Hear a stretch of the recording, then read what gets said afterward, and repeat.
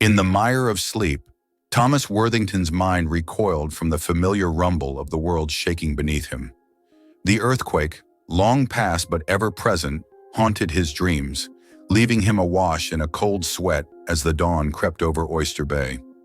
His day began with the ancient ritual of the scarred survivor, checking for damage that didn't exist, studying the stability of structures that had not moved. The routine was a comfort, an anchor against the tremulous ghost of past devastation. Today's cold sunlight bathed the precinct, a building stoic and worn as Worthington himself. The squad room hummed with the clatter of typewriters and hushed conversations, the everyday rhythm of the unending quest for justice. He was a familiar figure in this landscape, a rock in a stream around which the less steadfast elements flowed. As the morning meeting commenced, Lieutenant Rodriguez, a rotund man with a voice like gravel, handed Worthington a slim case file. Emmanuel Goodman runs a homeless shelter downtown. Suspicions of misconduct. Worthington nodded, his slate-gray eyes focusing on the file. His weathered hands, marred by the rough calluses of dedication and the faint tremble of memory, opened to the first page. The words were typical, reports of odd behavior, inconsistencies in funding. Yet in his gut, he felt an uncanny echo of unease. "Keep me updated, Worthington," Rodriguez said, patting him on the back before moving on. He tucked the file under his arm, already forming his plan. That evening, under a sky as gray as his eyes, he found himself outside the shelter.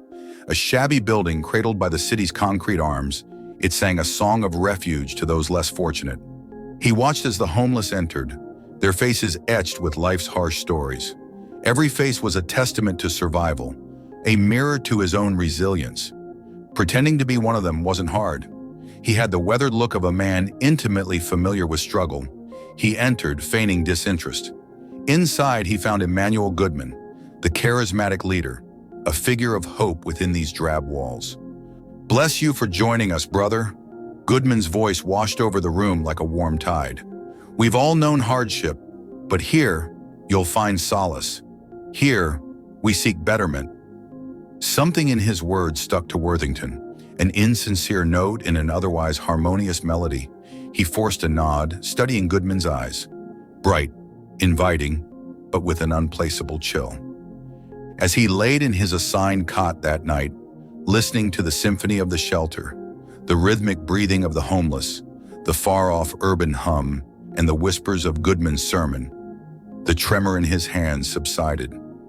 Yet a different kind of tremor, one of uncertainty and foreboding, had taken root deep within his soul.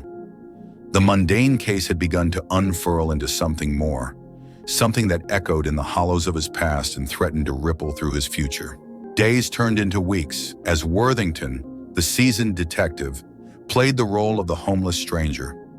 Every night was a symphony of troubled dreams, the tremor of his past clashing with the ripples of the present. Every day, the shelter's residents demonstrated uncanny knowledge and skills, the spark of inexplicable genius illuminating their weary eyes. John, a taciturn man of 40 with deep-set eyes, was previously an office janitor. He now discussed quantum mechanics as effortlessly as he once mopped floors. Elizabeth, a homeless single mother, spoke fluently in French, a language she'd never studied. Anonymity was replaced by an unsettling exceptionality. Each case on its own might be seen as a coincidence, a stroke of latent genius, but collectively it painted a disturbing pattern that he couldn't ignore. The mystery deepened when he found a small vial in the shared restroom. The label read Clarity, the shelter's purported mental health supplement, provided by Goodman himself. The idea of drugs piqued his investigative interest, a thread of illicit intrigue woven into the fabric of this peculiar tapestry. Late into the night, the shelter's quietude was broken by Goodman's soft-spoken sermons. His voice echoed through the dimly lit hallways, penetrating the veil of sleep. The words were a mix of spiritual guidance, esoteric philosophical concepts, and disjointed references to a dark deity. One night, curiosity overpowering caution, he found himself drawn to one such gathering. The room was dim, illuminated by a singular, flickering candle.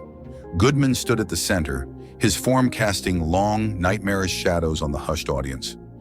"Through clarity, we invite the divine," We commune with the grandeur that dwells beyond our limited senses.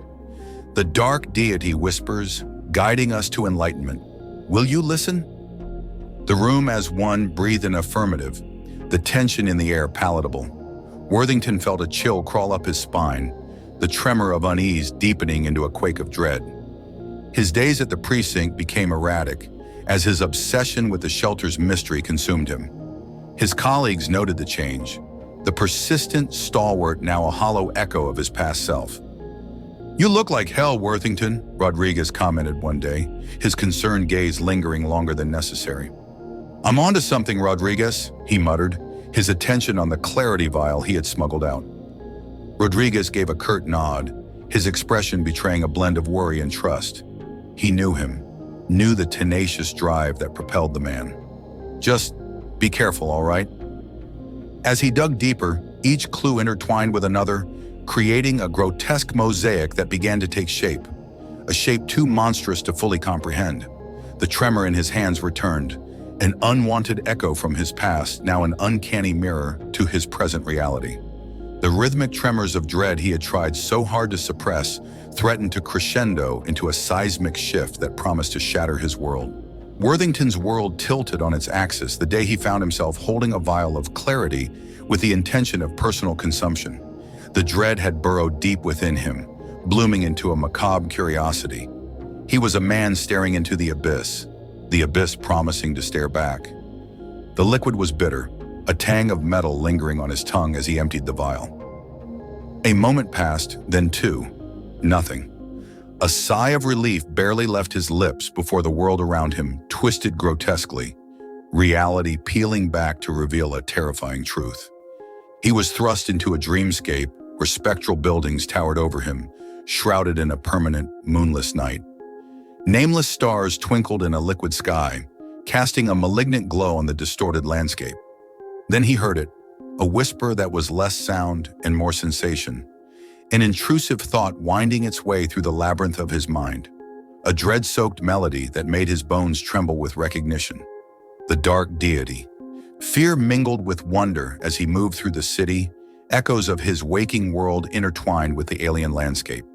He watched the shadowy figures of Goodman and the shelter's residents as they communicated with the deity, their words forming a bridge between worlds. The communion was terrible in its raw intimacy. Each whispered revelation from the deity was a shard of sanity-shattering knowledge. Every unspoken word was an affront to the logic of the human mind. His reality warped and folded upon itself until there was no beginning or end. Only the eternal, monstrous now. He awoke in a cold sweat, his body trembling with the aftershocks of his terrifying journey. His heart pounded against his ribcage like a prisoner desperate for escape. The whispers of the deity still echoed in his mind, now silent corridors filled with the echoes of cosmic horror. Back at the precinct, his hollow gaze and deathly pallor stirred worried whispers among his colleagues. Rodriguez approached him, his face etched with concern. "You're pushing too hard, Worthington. You need to rest, too." "I can't," he interrupted, his voice brittle. "You don't understand. It's bigger than we thought, much bigger." Rodriguez's brows furrowed, alarm flickering in his eyes. "What are you talking about?" Worthington looked at him, the weight of his revelation pressing heavy on his soul. "I think I've stepped into something cosmic, Rodriguez, something beyond us." His words hung in the air, creating a chilly silence. Rodriguez studied him, his expression a mix of worry and confusion. But behind it all, a spark of faith remained. He trusted Worthington, even when his claims treaded the realms of the fantastical. In the dim twilight, the tremors of the past and present converged into a terror-filled symphony. He found himself on the precipice, staring into the gaping maw of the abyss. Behind him, the echoes of the earthquake. Before him, the abyssal chorus of the Dark Deity. In the chilling grip of a nightmare-filled night, Worthington found himself back within the cosmic dreamscape, a spectral figure in a city carved from shadows and whispers. He watched as Goodman led a ceremonial ritual, the commune of misfits surrendering their sanity to the twisted hymn of the Dark Deity. A sudden, paralyzing realization gripped him. He was no longer a mere observer in this alien world. The deity's gaze, cold as the void between stars, settled on him. A torrent of emotions flooded him: terror, fascination, a perverse sense of communion. The cosmic entity's whispers wound around his consciousness, leaving a frigid trail of understanding. It was a promise of infinite knowledge and the certainty of absolute ruin. He awoke, gasping for air, his heart hammering against his ribs. The sun was just peeking over the horizon, its light doing little to dispel the shadows etched into his soul. He knew then that he had to confront Goodman, to sever the unholy connection between the shelter and the deity. The shelter felt eerie as he arrived. Goodman's sermon, a siren's song to the desperate and lost, ringing through the halls. With a newfound resolve, he pushed through the crowd, his eyes locked on the preacher. The words died on Goodman's lips as their gazes met, a flicker of fear momentarily lighting his eyes. Worthington's voice rang clear and confident. "Goodman, this ends now." He expected resistance, denial, even violence.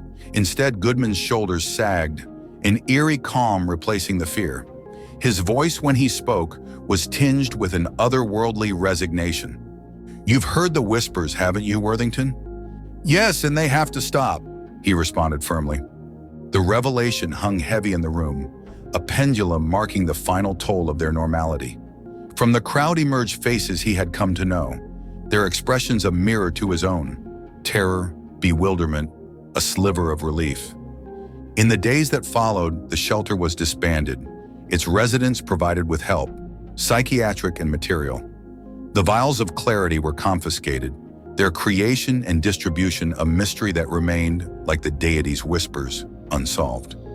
Goodman disappeared, leaving behind a web of secrets and a chilling echo in the cosmic void. Worthington returned to the precinct, a hero in the eyes of his colleagues, a haunted man in his own. The tremor in his hands had faded, replaced by the tremor in his soul, a constant reminder of his brush with the cosmic unknown. He had stared into the abyss, and in return, it had branded him with its eldritch mark. The tremor's toll was paid in fragments of sanity and shreds of innocence. Yet, he emerged from the ordeal, scarred but standing, a survivor.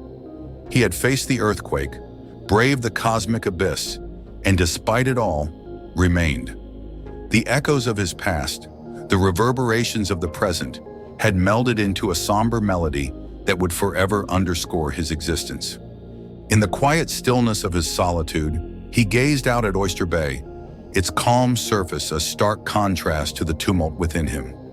The world remained largely oblivious of the dark shadows that stretched beyond the stars, its everyday rhythm a comforting lullaby against the dissonant chords of cosmic horror. As the dusk draped the city, he took comfort in the knowledge that, at least for now, the tremor's toll was quieted, its echoes lost in the vast cosmic expanse. Thank you for watching. If you enjoyed the video, like it and subscribe to our channel, where you can find more similar stories, and click on the bell icon to never miss one. There is plenty more cosmic horror to come from the Eldritch Tales Factory. Stay tuned, and until next time.